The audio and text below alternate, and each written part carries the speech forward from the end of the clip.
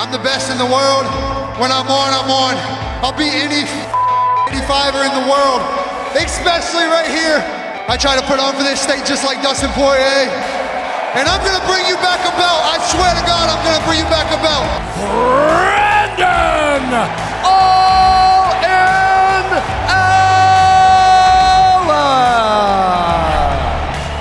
I'm the next one against Pantoja, because I'm the new pay-per-view star in flyweight.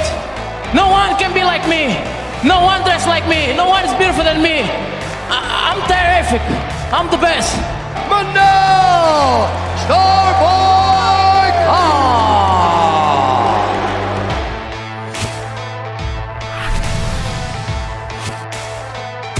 Welcome to UFC Unfiltered. Please tell me that's on video. I've never been happier. I'm made for a fucking podcast. We're dangerous.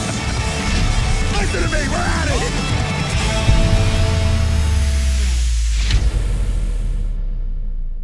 here. Welcome to UFC Unfiltered, a UFC and Fanatics original production. All right, let's start the show, man. We got fights that we can talk about. Let's go. Yeah, we do. We have Brendan Allen coming on today. We also have Manel Kape returning to the show. Brendan Allen stepping in to face RDR on October the 18th. I think it's 320. Well, there's a lot of fights to talk about. My picks, again, another bloodbath. Oh, how'd that go? Let me see if I'm smiling again. Well, you lost all of them. I literally did I? Had a chance to pick up some ground. Oh, man. And I only picked up one win at 6.5. Hey. Yeah. That's great. But you know what's really fantastic? What? Carlos Ulberg looked fantastic. I mean, yeah, devastating. That's when you say flawless victory. I got hiccups now. I'm sorry. Yeah. Dom Reyes, he was having a hard time in the beginning too. He didn't look great in the first round. You could say that he wasn't really pulling the trigger as much as you would have expected Reyes to. And this is how shocked I was. I had the volume off for a minute while they were doing the intros because I was watching on my computer and I was doing something else. And I just forgot, put it back on for a second. And I opened the fucking window a couple of minutes later and I see Ulberg doing his interview. So I had to kind of go back and watch the fight. That's how fast it happened. Dominick couldn't find his range. He couldn't get a bite on a feed on. He couldn't keep up with his rhythm where he was trying to time his high kick. He just couldn't find his range. He couldn't get a good bite on him with anything. It's almost like a target trying to get locked on that just fucking can't find its home. And but I'll tell you, Carlos just looked so comfortable and smooth and fluid, and he's looked like that pretty much his whole UFC career, man. Who gave him trouble? Who's a guy that was he ever in a dogfight yet? I'm trying to think of his. I would have to let me look up Ulberg. He's got the footwork. He doesn't take a lot of damage, man. He just gives it out. That's good. Because you don't want to. Because Dominick, sometimes you get into this. It feels like it's a do or die thing. He's either knocking you out, or unfortunately, he's getting knocked out. Well, with Ulberg, Nzechukwu was the only one who's beaten him. It was a knockout, and again, it was in 21, so it's 4 years. Wow. So whatever happened, he just got caught by a guy who's got devastating power, which I guess can happen to anybody. Anybody can get caught with a punch. That was his UFC debut, by the way. Oh, it was his debut, yeah, and he's gone through some great fighters since then, Uzdemir and Blachowicz and Alonzo Menafield, now Dom Reyes. So, yeah, congratulations to Ulberg. Dom Reyes was looking great. He had the 3-fight win streak after losing 4 straight. And it's hard when guys get knocked out a few times because that button gets pushed a little bit easier every time. Shit.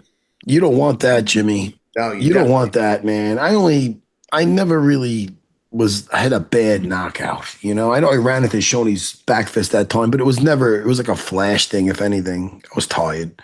It was but I wasn't eyes to the back of my head, fucking stiff. That's a rough look. We seen that over the weekend too. Can I say the new heavyweight? What? Sorry, buddy. How stupid I am, because my first instinct was to pick Neil Magny. And then I went, nah, Jake Matthews is 7 or 8 years younger. Well, I went with a little bit of youth. And Neil Magny is more dangerous in the third round than Ngannou was in the first round. He, in the third round, is a nightmare for fighters because he just doesn't get tired. No matter how ahead on the card you are, it doesn't fucking matter. Neil Magny is... If I ever pick against Neil Magny again, smash my computer into my face. Let me tell you something. I don't think... We got to wait to see if you even lost points on that one, because there's some controversy there.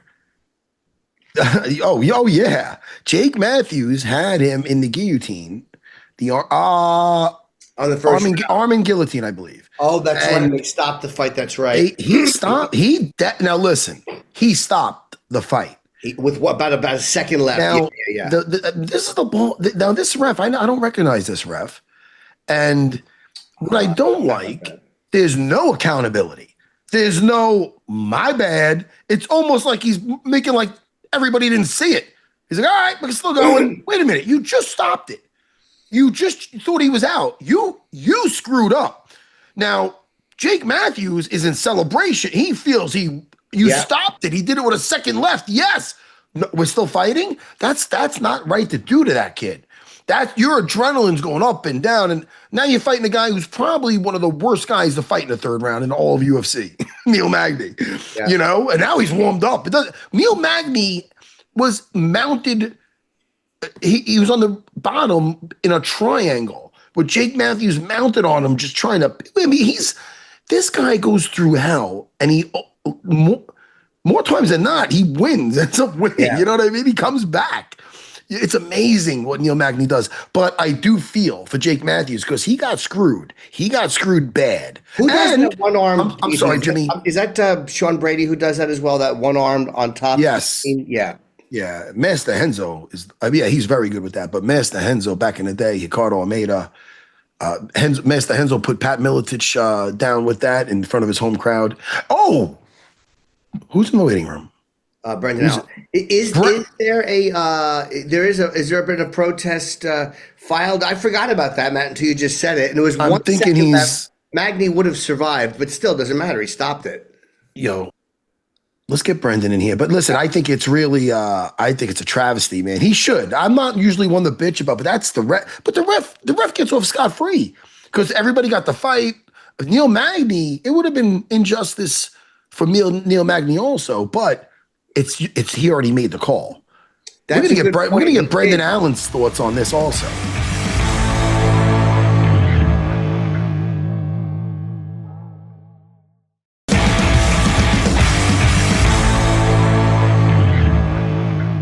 What's up, Brendan, man? Hey, Brendan. What's up, Matt? How are you, brother? I'm good, dude. Isn't it great, man? Don't you feel like you stepped in shit when you got this call to fight? Call to fight de Ridder. Yeah, it's a great opportunity. Yeah, short notice, but bigger the risk, the bigger the reward. So I feel I'm better. So no matter what, I'm going to go out there and I'm going to do what I need to do and beat them up. It's tricky, the short notice ones, because you're like, man, I have to make sure I got the juice to get through this, but I don't. Listen, you got the fight coming up. I don't know if you tell me the truth anyway. Were you on the couch or were you training? I'm sure you were moving. No, not really, man. When I go home, I'm just like a dad. And okay. I get it. So, there's not really much training where I'm at. A little bit, so I'll go and spar with guys that are, amateurs or lower level pros here and there. But mostly it's just rejuvenating my brain, I guess you'd say, and just healing and just, I don't know, just spending time with my family. Because when I'm gone, I'm gone. So yeah, I was getting anxious anyway. Like I just thought I was trying to ride the momentum, and I was pushing for a fight like super hard for like honestly anywhere from like November 1st, November 8th, perfect. Okay. But then they pushed then they were saying December, and I was like, okay, well whatever. And then they were like January, and I was like, no, I can't really do that because my baby might be born sometime in January. So yeah, I was just kept going and going, and then they're like, I don't think we're gonna have anything till next year for you. I don't know, just kept going like that, and then finally this came about. They said my name was in the works, and I kept pushing for it, and then they were saying, "Oh, well, they're leaning towards Paulo because Paulo has a bigger following." And then I told them like, "Yo, I'm half Canadian anyway. It's in Canada, so let's go." So yeah, I guess this is one of those moments where paying your dues kind of paid off a little bit. So, how do you feel about like short notice fights? Guys have different philosophies. Some guys like them because they said there's less time to think about it, less time to obsess about it. You're already in shape, and it's almost like you just train and then you're there for the fight. Some guys like the fact that there's less of a mental buildup because it's short notice. Yeah, I mean, I fought Sam Alvey on 3 days' notice, but it was up a weight class, so I didn't really have to cut a whole lot. Plus, I was younger. I don't know. But man, this is a totally different like monster. Like the whole the camp, not like the person, but the camp itself. It's like off the couch, straight into 100%. Like normally, I have about 8 or 9 weeks. I can ease into it, kind of ease it. I probably have more than that. So normally I'll ease into it at home, run a little bit more, lift a little bit more jiu-jitsu, stuff like that. So when I get to camp, I'll just start at about like 70% and work my way up. But this one was none of that. It's just straight into 100%, preparing for 5 rounds, preparing for a top 5 guy, cutting 30 plus pounds. Like, this one's been a lot. But again, like I said, it's bigger the risk, the bigger the reward. So go out there and smash the number 4 guy on 4 weeks of training. Like, can't beat that. I'll take my number 4 next to my name and be ready for something big next year. You looked great in your last fight, man. You looked great. And Marvin's one of those guys, Marvin Vittori, where I'm like, oh shit, this might be a short night because you landed. I don't know if you broke his nose the first punch or was it the first punch? You were landing often and all over the place. And then it felt like you outclassed him, but he's such a tough guy that he just keeps himself in the fight. You know what I mean? How was it righting the ship? Because we had a couple of tough fights before that. So it has to feel good that you get the monkey off your back. And plus, you did have a little personal beef with Marvin, so that had to feel good too, where you could do it where it's not getting broken up in a casino.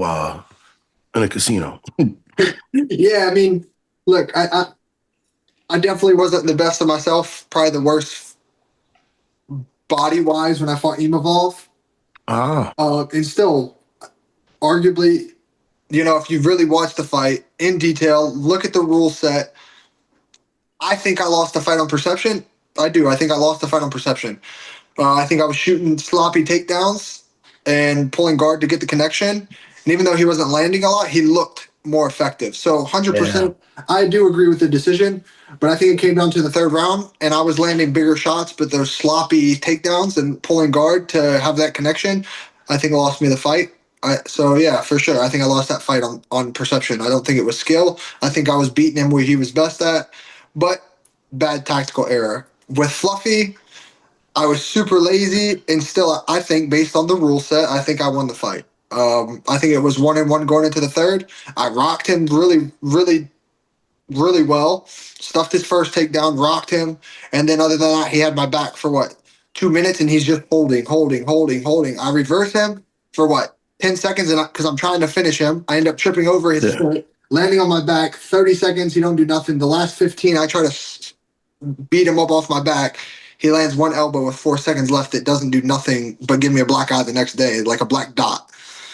So, I mean, he beat me in sport MMA. And again, I'm just super lazy. Like, I was super lazy. It wasn't doing nothing, whatever. Just, again, another bad tactical error, bad mentality. So I had to go back to the drawing board, fix those things. Now we come to Marvin. We have our little tiffs or whatever. And maybe I'm just different, but for me it was to just go out there and just be dominant. So once I felt like his speed and his power and things like that, and I was just bullying him. I was rocking him every round. I was pushing the pace on him every round. The takedown was super easy both times. So for me, it was just like, okay, we'll abandon the game plan. I'll just keep bullying him and just keep walking him down and taking it and giving it. So I think it was dominant, but for me, it was more. When it got down to it, it was more personal. And the second and third was like, I came out in the first ready to stick to the game plan. The game plan worked so well, but I was able to feel his timing, his speed, his power. And I knew he just didn't have enough to get the job done. So I just bullied him. And I still think, like, watching the fight back, like, that's probably the best Marvin that there's been in a while. Like, obviously, he had a lot of push and mental things to keep driving him. And I think that's the best Marvin we've seen in a while. And I still did that to him. So, yeah.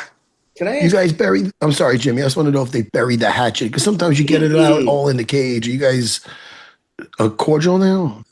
I mean, I don't really speak to him, to be honest. I talked to him a little bit after the fight, but his coach was a little prick. Like, yeah, he like tried to step in and like try to talk, like go away or something. I'm like, bro, shut up. Men are talking. It's always rough when it's the guys that are not actually in there jumping in. Yeah, it was cool though because my friend Kurt knocked him out in Titan. So I was like, bro, shut up. Get out of my face. Don't make me call Kurt. Can I ask what you mean when you said you were very lazy? Like, I've never heard a fighter say that. I love the honest appraisal of that. What did you mean by that? Like, what did you think? Was it your approach? Were you tired, or were you just the way you? What do you mean? No, I wasn't tired at all. Some people thought I was tired, but man, we were having full conversations in the corner, full conversation right after the fight. Like he was just holding me. So you didn't come to fight, you came to hold, you came to hug me. And the ref's just allowing him to hold, like not improve position, not try to even look as if he's doing damage. And so it just gets like, okay, you just want to hug me. Like, okay, cool, bro. Like, we're not fighting, we're hugging. And they just hold position, like they don't do nothing. They literally just hold. It's like, how are you supposed to create openings even as the defensive man is trying to like create scrambles and stuff if he's not doing nothing but holding, literally locking hands and holding, not trying to punch or nothing. So I just get lazy, like, oh, that's all you want to do? All right, whatever. Like, okay. I mean, yeah, because I beat like Jacob Malkoun kind of the same way. Like, he just get on side control and just literally would hug, and I'm hitting him in the head, boom, boom, boom, and he's still just staying there. The ref don't say nothing. So I figured in the third round with Fluffy, that's kind of what it was. He's literally holding my back. He never unlocks his grip. He just puts his hips one side to the other. Doesn't try to pull me, just walks one side to the other, and I'm hitting him, and blood's gushing from the cut that I gave him in the first. And I'm like, okay, well, all right, we're not fighting, we're just hugging. It is like that. That's where it's with the judges, with the perception thing. No, listen, man. As a guy that's in there, I totally hear you. I had Matt Hughes just hug on top of me, and I'm like, well, listen, I'm not fucking, nothing's happening here. And so I get it. I fucking get it. I threw that motherfucker too, but he's been through a lot. I don't want to go there, but I get it, man. It's frustrating. So I'm like, yo, this is a real fight. One, we'd probably still be fighting, and I'd eventually just end up beating your ass. Yeah. But that's where it's a sport. That's when you're like, all right. Even when you're saying about, well, I would do this and I'd make connection, go to guard. Yeah, but you're comfortable there and you're not getting beat up there. And you can reverse it from there and be there. So I get that too. But then the judge is like, oh, he's on top. He's dominating. Yeah, it's a frustrating part of the sport. Yeah, and I had like deep conversations, like going over the rule set. What is the exact like rules that judges are supposed to be judging based off? And it literally comes down to, like in that scenario, it's literally opinion. So if you have effective striking, which I had the effective striking because I rocked you good, and it's clear as day. I suffered one of your takedowns, I rocked you really good, and then technically you have effective grappling because you're holding me. And you have control, so you have two, but it's like in the judge's eyes, does those two things that they're judging outweigh my effective striking and me having the intentions to finish the fight? So I have fight-ending intentions and effective striking. You have effective grappling and control. Then it's up to the judge. Which one are you going with? And obviously those judges went with hugging being control time. So it was just like, I don't know. It's like you said, if we're still fighting, we're just going to keep fighting, and eventually I'm going to rock you again. I'm going to rock you again until you're just out. Well, it's almost like when you look at certain scores, when you'll see a 30-27, 27-30, and you'll see the two judges saw the same fight 100% the opposite way. It's like, well, what do you put? It's like having a strike zone in baseball. Some guys have a smaller strike zone. Some guys have a wider one. It's like, what's the constant here that you guys are looking for so that every fighter has the same, you know what I mean? Like, it shouldn't be fight by fight according to a judge's whim. That's kind of frustrating. And that's the conversation that I had with him was like high up officials, like that goes to all these courses and trying to help change the thing to where it's like the leading number one thing that we should be looking at is damage. And it's just like, I understand that perspective too. It's like some guys show damage more than others, but still it's like, it's supposed to be a fight. I'm supposed to be fighting you. Like, you can't just hug me and say, oh, you won the fight. Like, come on, man. We're not, go wrestle if that's the case. Go do jiu-jitsu competitions. But I'm here, I'm trying to hurt you. I'm trying to put, cuts on your face, close your eye. Like, I come to fight. So Isn't it great, Brandon, when you get like a close fight like that and then you have somebody afterwards, like a fat guy or somebody go like, well, you should have let it go to the judges. It's like, yeah, like I'm trying to let it go. I'm not trying to kill this other world-class fighter, you fuck. Exactly. You know what I mean? Yeah, bro. I'm trying to finish every time. Like, look at me on top, look at him on top. Let's see how that works. And man, that's, like I say everything, like that's my honest opinion, but I have no like bad feelings towards like Fluffy, especially. Like that's his game plan. That's what he does. I mean, you look at his last fight versus Delidze, he looked great, but you ain't doing that to me. Ain't no man doing that to me. And it's just like, but again, I have no ill will. I have no harsh feelings. He went out there. That was his game plan for me. Like his thing was like, I don't know, to hold, because that's what he's done. Both of our fights was hold. And, it is what it is. Perfect timing for him versus me. Like, I guess bad timing in my careers both times and good timings for his. I don't know. Matt just reminded me, we were talking about the Neil Magny, Jake Matthews fight, and Matt reminded me in the first round that there was, a second left and the ref had stopped it, but then it was obvious that his arm was not falling, that he was just trying to give himself space, and then the ref just kept the fight going. So what do you think what do you think as a fighter, what should happen in that moment? They did finish the fight, Jake wound up losing, but technically the ref did stop the fight. Yeah, that was super weird because at first obviously it looked like he stopped the fight, and then once he stopped the fight, the bell rang. So it was hard. I don't know. Like I've never had that one happen. I don't know, man. That's tough. I think that's very tough. I think it's obviously. I think everyone would say it's on the ref. It ain't the fighter's fault. But Neil was perfectly okay. Literally, as soon as the ref stepped in, he was already pointing at his arm, saying like, "No, I'm not out." Like 1 second to go. Yeah, it's really great because a lot of times the ref will just stop that fight, and then the fighter who has a justifiable complaint about like I wasn't tapping and I wasn't out. So I wonder what should happen in that. Do they give the win to Jake because the ref fucked up, or because he kept it going? What do they do? I'm just curious as to. I don't know. I think 1 second left. I think it just keeps going. Like it was just 1 second. Like you think he wasn't going to go out in 1 second. No. It'd be different if it was like a minute left. Okay, then we kind of got a little bit of a different situation. But yeah, 1 second he was going to sleep. Right. The thing is, if either one of us was, that's great if you're Neil Magny, and it's great for the fans, it's great for the promotion. But if either one of you, me and you, were Jake Matthews, and the ref calls it off, when you win the fight, that adrenaline fucking. Why I got to go back in, motherfucker? I'm thinking of the after party in that split. No, so it's such a mind F for Jake Matthews. I felt so bad, especially fighting a guy like Neil Magny, who's probably the strongest guy to fight, the hardest guy to fight in the third round. You know what I mean? Yeah, no, I agree with you 100%. Man, it's a rough. But don't get me wrong, when it kept on going, I'm like, yeah, thank God, it's a good fight, Yeah, for sure. But, man, that was rough. So, man, so now until the fight, man, we're just keeping our foot on the gas. I mean, we're right here, like, Yeah. What we got to do? Yeah, man, super close. This is my last, like, really hard push. Then we'll take some steam off next week. Obviously, we'll still be training, but we'll just take some of the load off. But, we know what to expect. The Ridder is the same guy he is from one to now, so same style, same guy.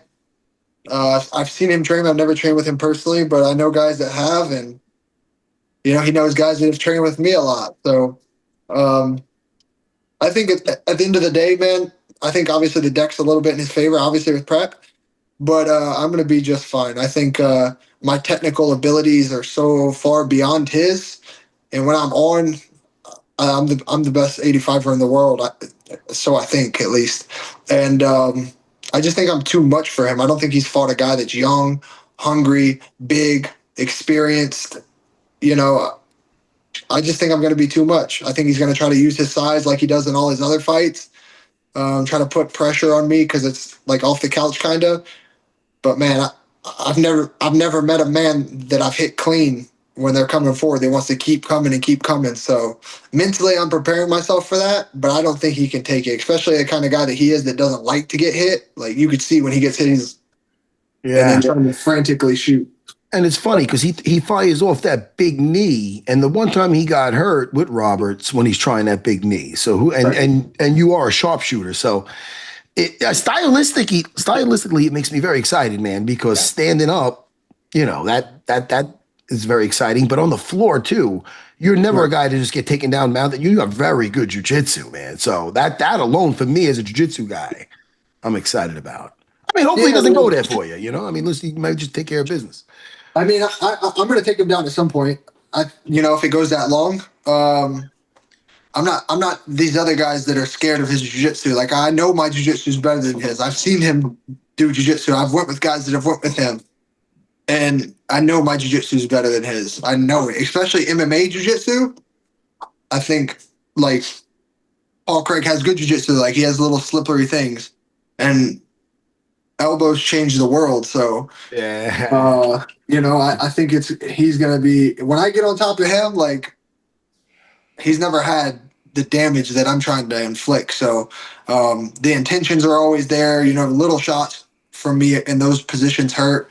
So again, I don't think he's ever had that before. I don't think he's had a guy that can do the things that I can do on the ground and present those worries. Obviously he's gonna come and shoot. But everything's going to be on my time. That's how I approach the fight. Everything's going to be when I want it to be, and I'm going to lead the dance. Well, Brad, congratulations on getting the call, man. It's great. And again, there's not a full camp, but you have enough time to get ready, and I'm sure you'll be ready. And exciting fight, man, against de Ridder the 18th. So good luck, man. And if we don't talk to you before, we'll hopefully talk to you after. But I'm happy for you that you got the shot. Thank you very much. All right, Brandon, man. I can't wait, dude. Good talking to you, buddy, okay? Good talking to you, man.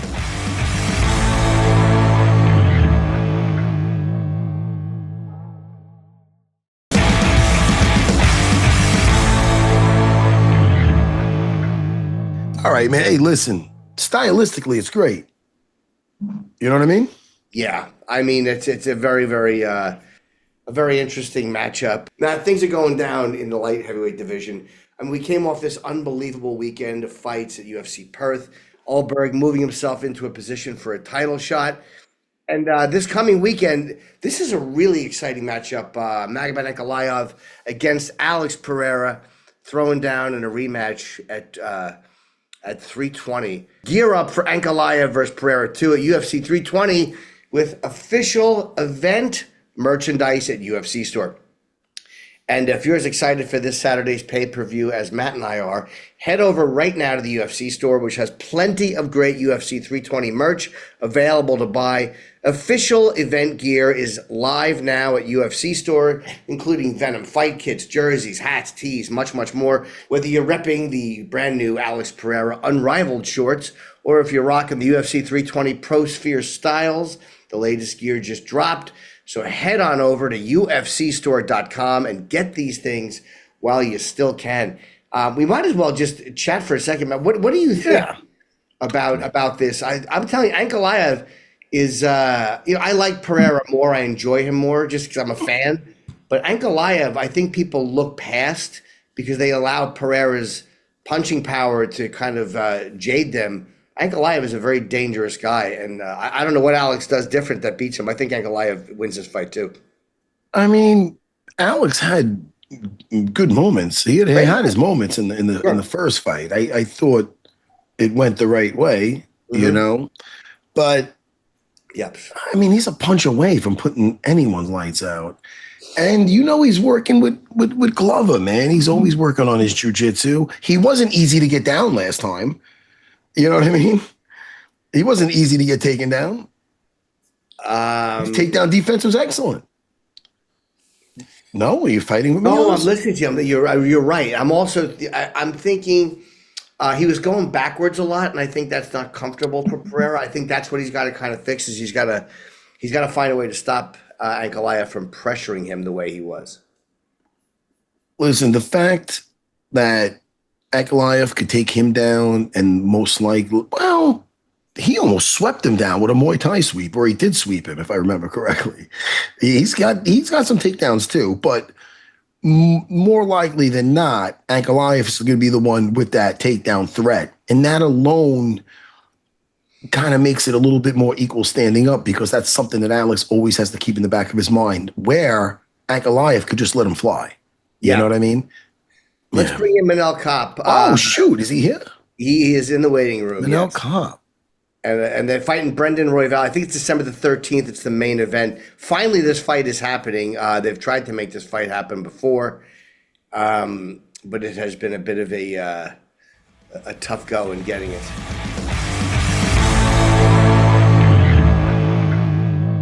Congratulations, man, on this fight finally happening. When did you find out about this, and what exactly went into to finally making this fight with Royval happen?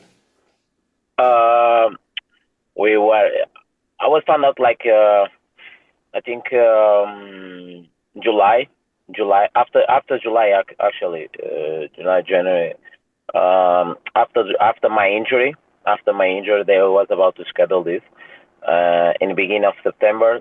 So I already knew the UFC wanted to reschedule this fight. That's the fight that makes sense, you know. And we have a couple options, but Royval was the fight that makes sense. Did you watch? I'm sure you did. It's a stupid question. What did you think of his last fight versus Joshua Vaughn? Honestly speaking, was a great fight for the fans. In my vision, was a great fight for the fans. They go there, they put in work. It was a great fight, but honestly, it was a trash fight. You know, in terms of technique, in terms of the be smart inside the cage, in terms of defense, integrity. You know, they shows a lot of holes in the games, both of them. And on myself, they basically expose themselves. You know, both of them. Now, when you're watching that fight, are you looking also at Joshua Vaughn? Because he's having a great run, this kid. Do you see him as a future opponent, and you're looking at things that you could take advantage of? Yeah, he's right there. He's right there. Of course, he took the spot of the Royval, so we have to look him as a future, you know, as a future opponent, because he's right there. He's right now the number one in the ranking. He was a gift, and he took a chance. He deserved it. But honestly, he's still not on the big boys game. You know, he's still not in that level. But congrats. Yeah, it really is. It is crazy with the rankings, what it will take to push somebody up. Sometimes it could just be somebody has a couple of really high profile, not that he doesn't deserve it, but a couple of exciting fights, but it doesn't necessarily represent the ability to win the championship compared to the 2, 3, or 4 guy. Yes. Like I say, the rankings. It's I believe in this ranking.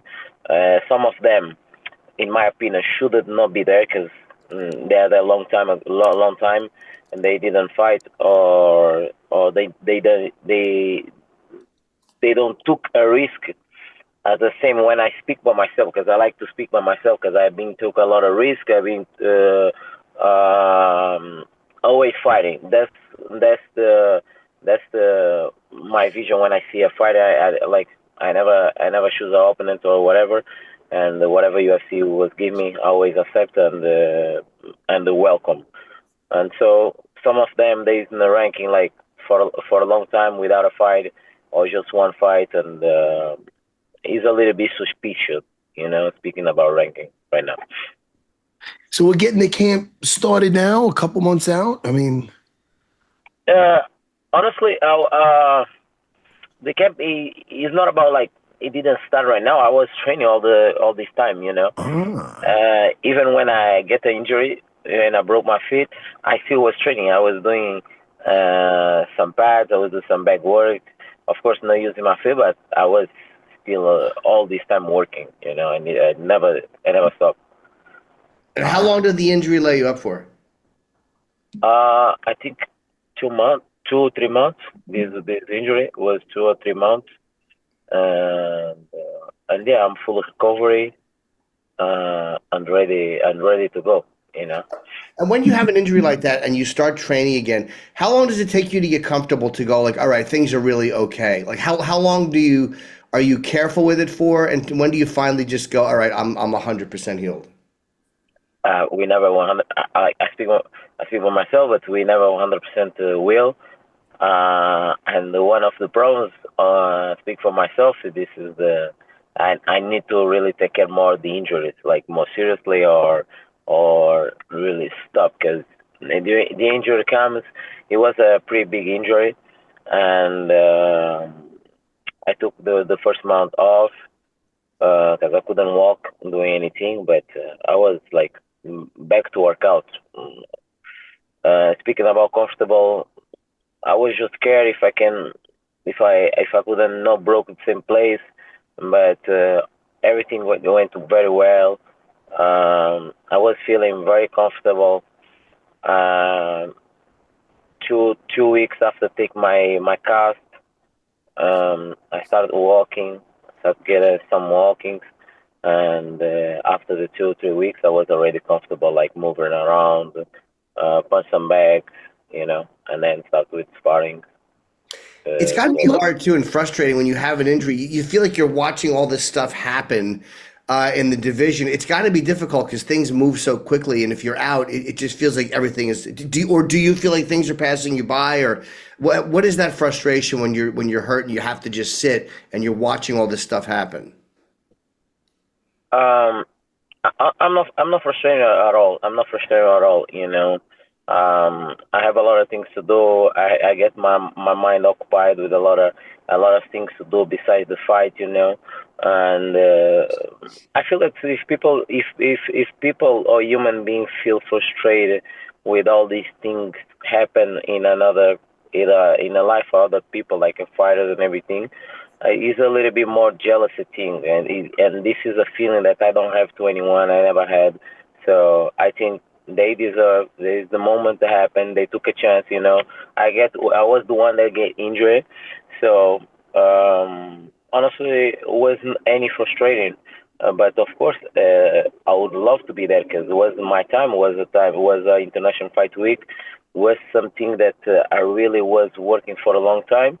And one more time didn't happen, and it was for a reason. But there was not any feeling of frustrating because you know time by fast, and like I say, I had a lot of stuff doing in the life, and that gave me very occupied. And fortunately, it was a good time. It was a good time, and I could spend more time with my daughter and the family, and everything was passed very, very good, honestly. You need that. You need that balance, you know? Yes. Then you go back to being a savage. Yes, that's the feeling. Let me ask you, you know, you fought the champ like 4 years ago. You fought Pantoja, lost the decision. Man, you've been on a tear since. How do you feel this version would match up with the champ? Is it a different guy altogether? I mean... Of course, I'm a different guy right now. I'm a different guy. My style changed a little bit. I can tell. I'm still the same person. I'm still the same fighter. 4 years ago, I think the fight was a 5 rounds. I would beat him. I started to my pace later, but as you see, it was not. It was the fight 4 years ago was nothing like in terms of technique or in terms of ability that you can tell that he was better than me. No, he was not better than me. It was I only lost the fight because he gets more active. I was less active, and it was no any part of the game on the bottom on the top that people see and say, oh, he's better than Manel on this. It was a fight, like very competitive fight. Congrats on him, but he didn't show any superiority as he been shown with all these guys that he been fighting. Because he been finished with these guys, he been show some superiority, what didn't happen to me in my fight with him and with anyone in UFC. Like I say, show any superiority against me. When you see what he's done since, does he feel like, because you're saying you're a different fighter, when you see him now, do you feel like he's a different fighter? Do you feel like, wow, he's a lot better in that area than I remember him? Or how do you honestly assess him when you see him? Honestly speaking, he's still the same. The only if you really look to all these fights, the only different fight he had was against me. It was more careful, more technical, and more concerned, because all these fights is being like run like a bull and very reckless, very reckless, and they been show like okay, he go like a bull to these guys, run, less technique, a little bit sloppy, reckless, and then he gets to the back or try to go to the ground. To go to the ground. His wrestling is not a great thing, but one thing that he do, he go to the legs, and then they start to try to defend the taking out, and he go to the top to try to the back. That's what his game. Yeah, he understands very well this mat on this game. But yeah, I see as the same fighter. Honestly, I see as the same fighter. And if I was I would fight him today or tomorrow. I would counter him. I would counter him on this version on the ER right now. I would counter him, and definitely I would defend all these takedown if he attempts. Because as you see, I had a beautiful defense takedown, and definitely I would take him down as well. Well, this is a very, very this is a huge fight between you and Brandon. I'm really glad this is finally happening. I know you are too. Anytime it takes 3 times to get a fight, it automatically builds anticipation for it. So I love that it's a main event too, because it would be a shame seeing you guys doing 3 rounds. You know what I mean? You guys got too much. You guys got too much energy. You guys could go. I'm so excited. It's a main event, man, and you deserve it, brother. You deserve it. Thank you so much, man. And we've been asking fighters this before we let you go, Manel. Because we're partnered up with Fanatics, and I know a lot of you guys are fans of other fighters and other athletes.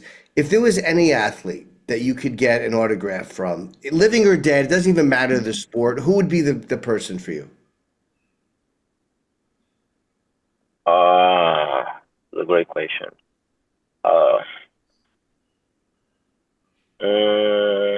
Like I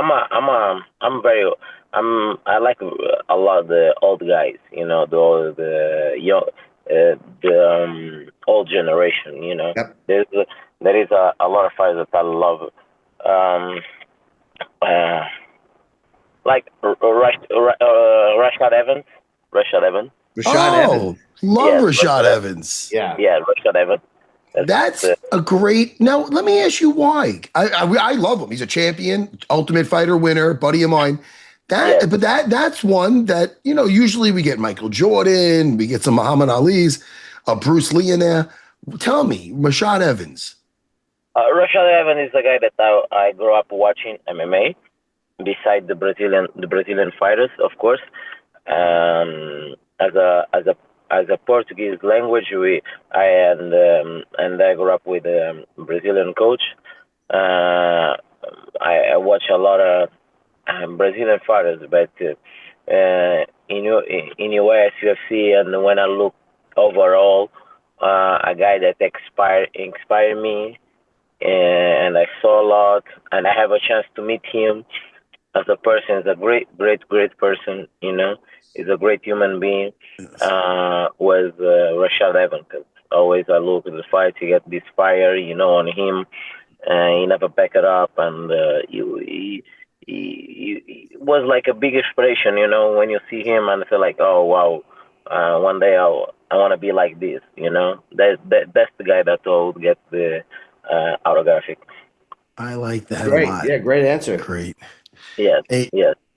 man, It's just more like you know, because I'm a type of the person when I love like it's not a lot of people that I like I get me expiring, you know. I get expired by my father.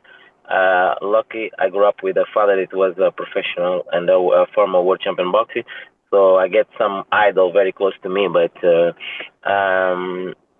I don't have any problem to see someone that I love in the past and go there, or like a fan, you know, have this feeling as a fan. I love to take a picture, and Rashad Evans was the person when I see I give all my my blessing. I would love to take a picture and to meet you. And he accepted him very well. You know, he accepted him very well.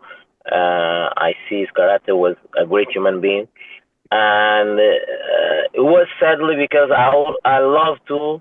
When I was younger, I love you know, Jacare, Ronaldo Jacare was younger, because I started with jiu-jitsu, and when I met him, actually we fought on the same card. When I met him, he was not like a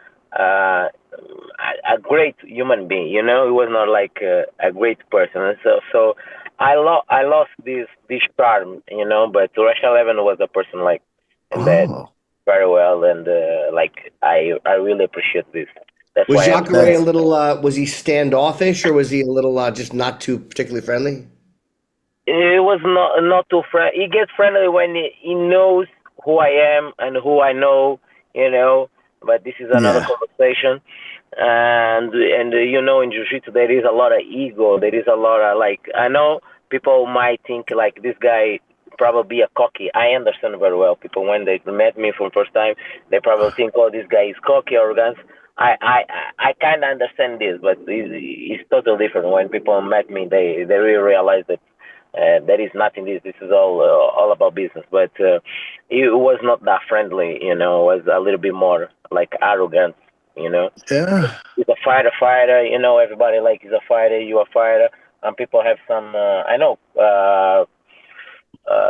What I can say, they have some wall, you know, before to get close to that person. But Rashad Evans was the person, you know, that you know, when you truly know who you are, you know, kindness always speak louder, you know.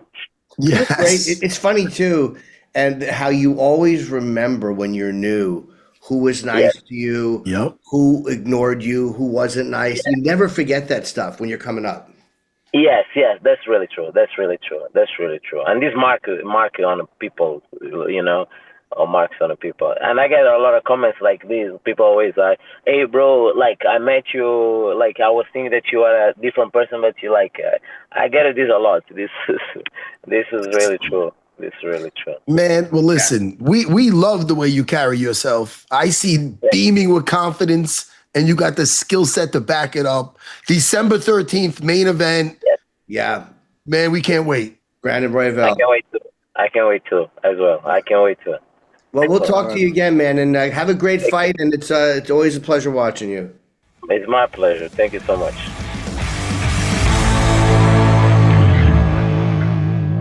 That's great, man. Nice listen, he's a beast. Yeah. I just see he's just being, he's a confident guy. I think that guy's a good guy. I don't think he's a bad guy at all. I think he's just a very confident. He says it, and he backs it up. He backs it up when he's in there. You know. Also, Matt, before we wrap up, can I say congratulations to Alexia Thanera over Luke Bunmi. She's really, really dangerous. She's very powerful. I thought in the third round, Luke Bunmi was getting close, and she kept like clinching with her. And I'm like, "What are you doing? Thanera is definitely stronger than you." It was a very bizarre decision. Maybe she was just tired. Her takedowns off the cage too. Even the I think who's the Paul Felder? Was it Paul? I think it was Felder. Yeah, and I mean, this, they were even saying creative with the takedowns. Was it Dominick Cruz too? I think so. I don't know why I'm spazzing on the. No, but I think. But the commentators were saying that the takedowns were creative, and they were. She was smooth. I really enjoyed her fight. Colby Thickness versus Musasa was fucking wild, man. The striker versus grappler type situation. I mean, listen, both have skill sets in the other area except Musasa. I'm only fucking around. Musasa's got Musasa. I'm messing around, Musasa. He's got good takedown defense. He gets his hips out, but once he's down there, man, we got to do some elbow escapes. We got to be working from that bottom. We got to learn some framework. We got to learn to get back up because he's such a good striker. He's trying to punch when he's mounted. I don't like that. That's scary. Listen, really. Where was the heavyweight I'm looking at? Here he is. It was light heavyweight. I'm sorry. Cam Royston. Royston. Cam Royston. Yeah. Royston. Am I saying it right? Roston. Thank you. Yeah. Roston. Sorry. Versus Andre Petrosky, man. Petrosky's a badass. He's good. It was so crazy how that short left got him. Very small, very short shot. Anyway, but it was something else. And Jimmy Crute. That's what I was going to mention. Jimmy Crute. Oh, sorry. By the way, why would anybody fight him in Australia? I think he's undefeated in Australia, but he looks really good, and he's such a nice guy. I always, a guy like that. I'm really happy to see him. I'm laughing only because Ivan's a strong guy, man. Harrison, but Jimmy Crute, man, he was just like, it's like his mullet like glue was glowing, and he was like, Argh! It was fucking. He's a strong guy. And Long Islander, Charlie Campbell went versus Tom Nolan. Charlie's a very powerful striker, and he's a very entertaining fighter. It went south. It went south when Tom Nolan weathered the storm. And he was bringing it back, and that one body shot looked like it hurt Charlie, but he was still in it. But then, that back take, that choke, you got to give it to Tom Nolan, But Charlie's always Jenkins, by the way, as well. Sorry, entertaining fighter. Congratulations to him too. That was over Tavares, yeah. Yeah, Jack Jensen. Jack Jensen was awesome, and congrats to Neil Magny. But Jake Matthews does have a case on his hand. We'll see if anything happens. Yeah. Can't wait to see what's next for Carlos Ulberg, by the way, because he was just phenomenal. Yeah. Phenomenal. Navajo Sterling, too. Let's just throw that in there. Sure. That was a great fight. Yes. That was a great fight versus Bellato. All right, buddy. Hey, man. Give a plug, my man. I'm going to San Diego this Friday, Saturday, the American Comedy Company. So come see me in San Diego, California. Matt Serra channel on YouTube for just fun and silliness and movies and VR and movie reactions. And no, that's it. All right, Jimmy. I'll talk to you in a couple of days. I can't wait, man. You're back. Yes, Are you back? You are back. I'm back, but I leave again Thursday morning. We have Corey Sandhagen coming on. Yes, we do. Fighting for the championship. And Yuri Prohaska. Yeah, it's a great lineup. It's going to be a great episode. Yeah, and a great card too, with great friends. Yeah. All right, Jimmy. Hey, man, I'll see you guys. What a fun time. Bye, everyone. Bye, guys.